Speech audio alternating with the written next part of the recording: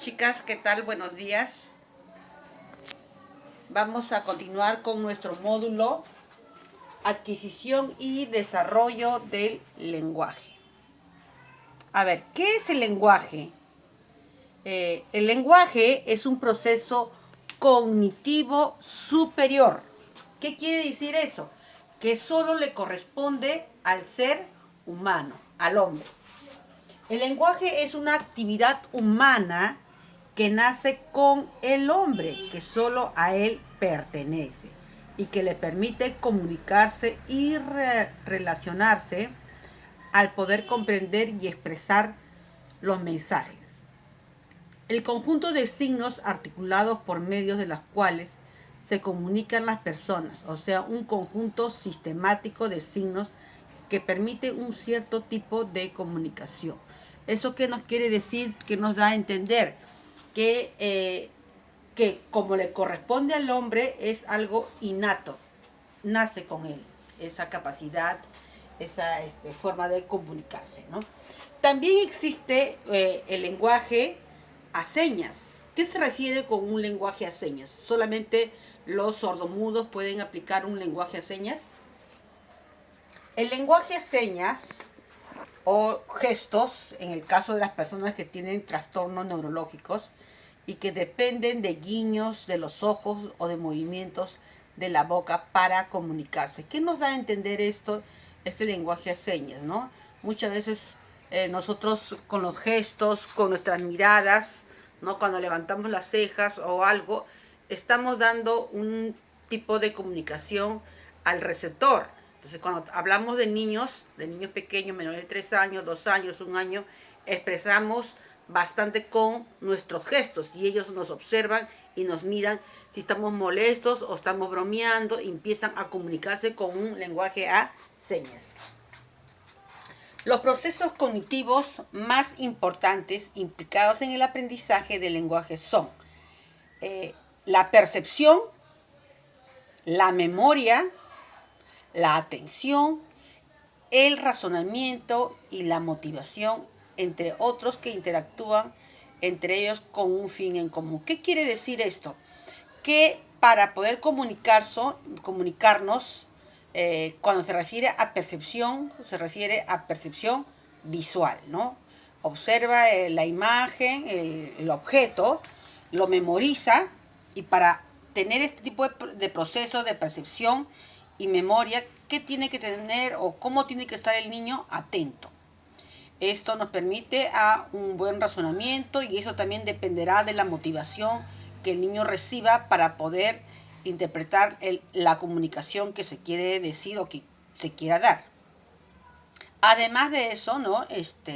Tiene que captar y transformar, manipular y representar la información extraída del medio. Áreas del lenguaje. Vamos a recordar las áreas del lenguaje. Siempre les he repetido y les he dicho que el lenguaje, el área del lenguaje en el cerebro tenemos 2 hemisferios, ¿no? El hemisferio izquierdo y el hemisferio derecho.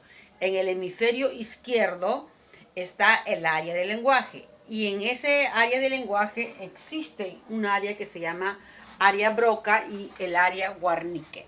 En el área Broca es la sección del cerebro humano involucrada en la producción del habla, el procesamiento del lenguaje y la comprensión. En cambio, en el área de Wernicke, su papel fundamental radica en la decodificación auditiva de la función lingüística.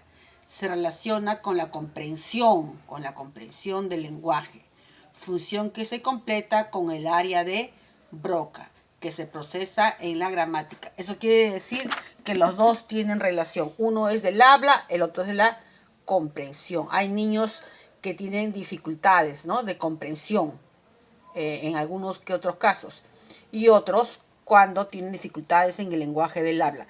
Cuando hablamos y decimos problemas del lenguaje y problemas del habla, son 2 cosas totalmente diferentes. Eso ya lo vamos a ir posteriormente viendo y analizando en otros módulos. Origen del lenguaje.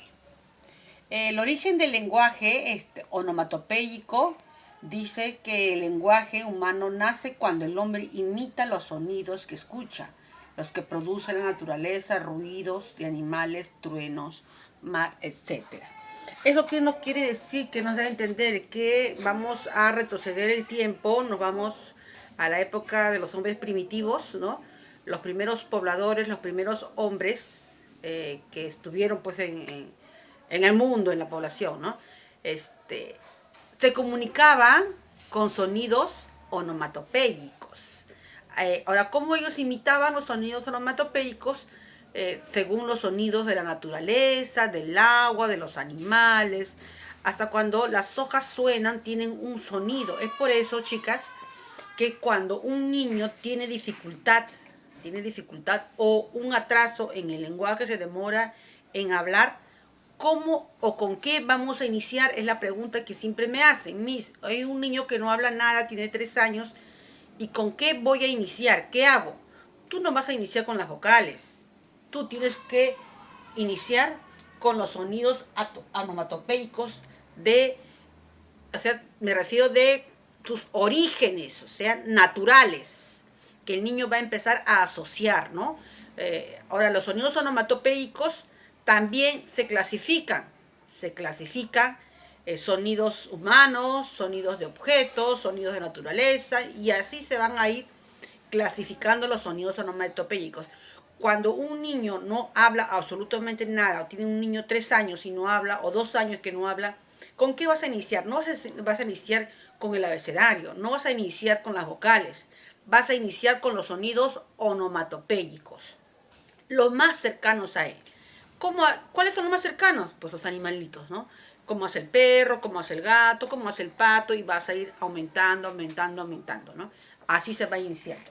Entonces, el origen del lenguaje, vuelvo a repetir, dice que el lenguaje humano nace cuando el hombre imita los sonidos que escucha.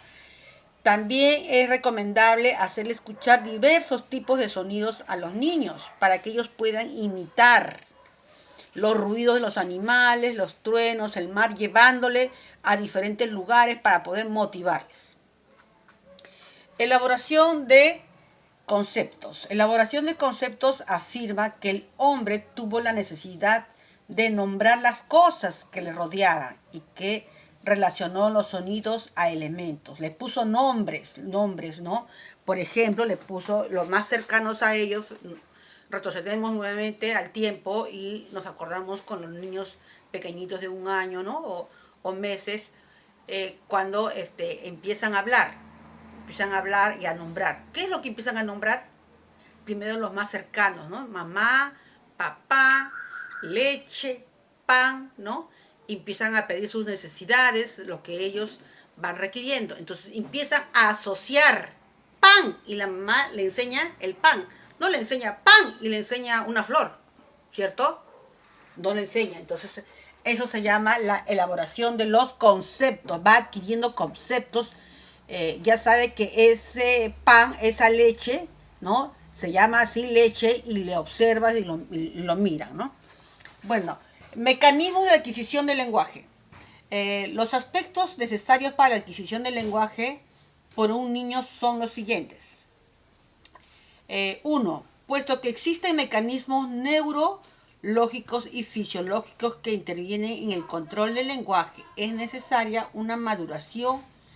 Esta tiene un ritmo predeterminado, una maduración para poder adquirir el lenguaje. Lo estoy diciendo bien claro y hemos visto eso también anteriormente en la clase, según las investigaciones, la parte teórica del desarrollo del lenguaje.